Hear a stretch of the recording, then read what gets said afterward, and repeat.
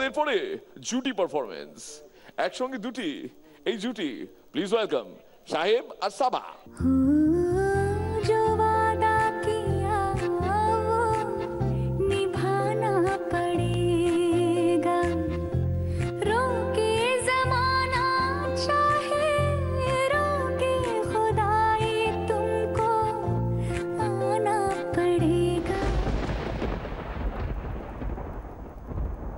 জানি দেখা হবে ঠোঁটের ভেতরে ঘুমের আদরে।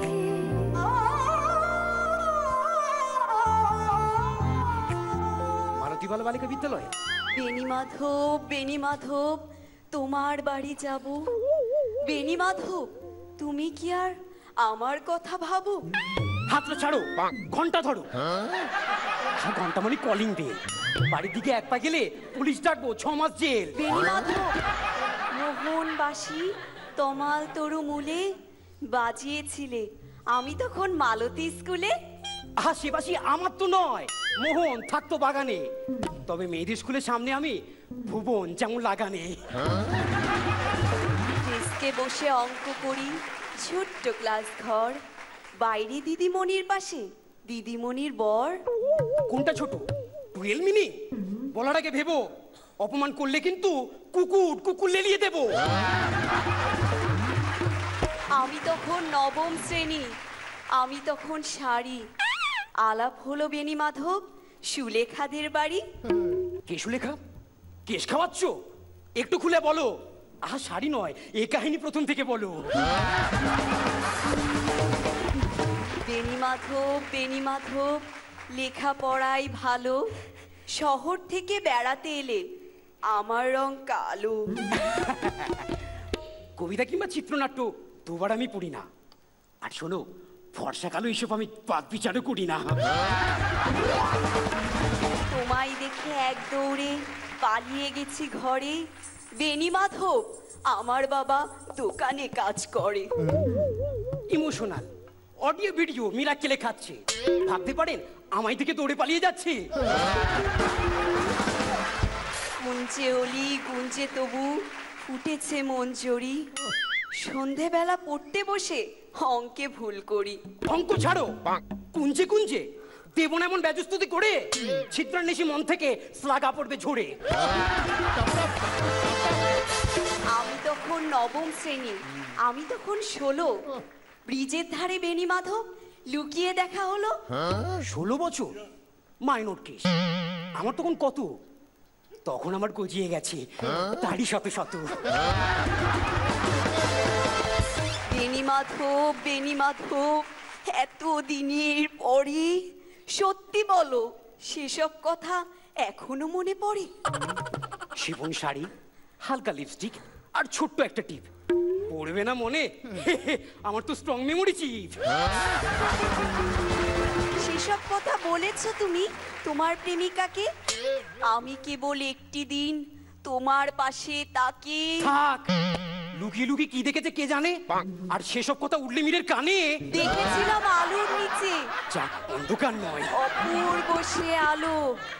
স্বীকার করি দুজনকেই মানিয়েছিল ভালো। বলেছি না সমস্যা নেই, ফর্সা কিংবা কালো।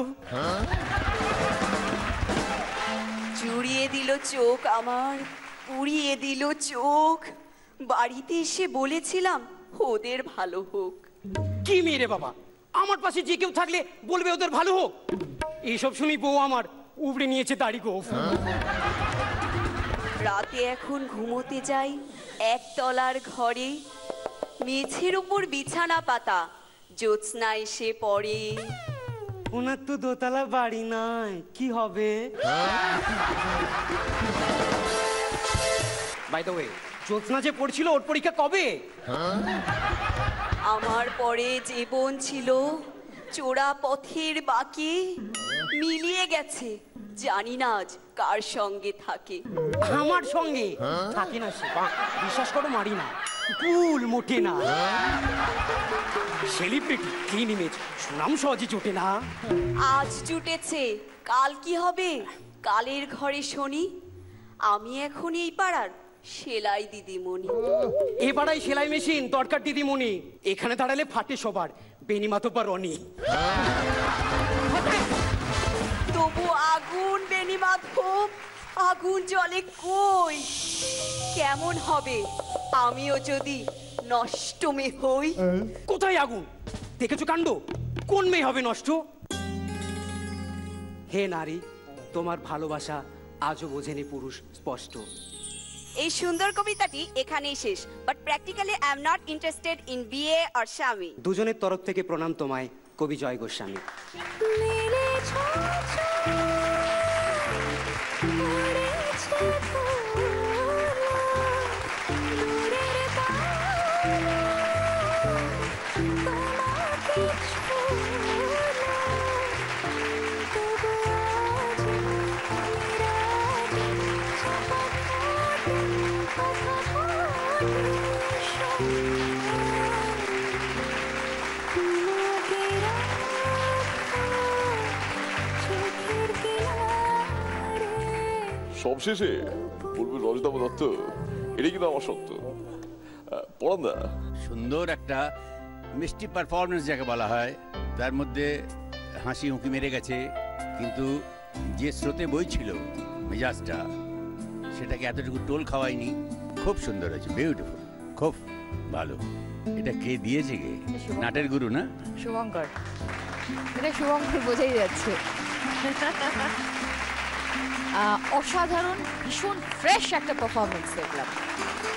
মানে এতদিনে এরকম একটা পারফরমেন্স দেখিনি। এটা যে মানে বেস্ট পারফরমেন্স অফ মানে এই সিজন, সেটা আমি বলবো না, আমি জানি না, কারণ আমার এখন মনে নেই, কিন্তু এটা একটা মনে দাগ কেটে রাখার মতো performance. Very good Saba, very good show, excellent. Thank you Subhankar, আচ্ছা, ভেরি নাইস। ছুটে চলে এসো। जो वादा किया वो निभाना पड़ेगा, रोके ज़माना चाहे रोके खुदाई तुमको आना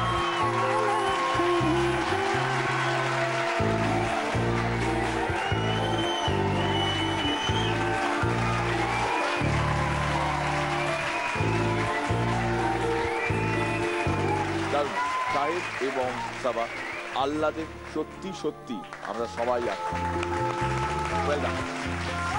এর সাথে এটাও জুড়ে দেব যে সাম্প্রতিককালে সাবাকে কিন্তু এতটা কনফিডেন্ট দেখায়নি যতটা দেখিয়েছে আজকে এই পারফরমেন্সে।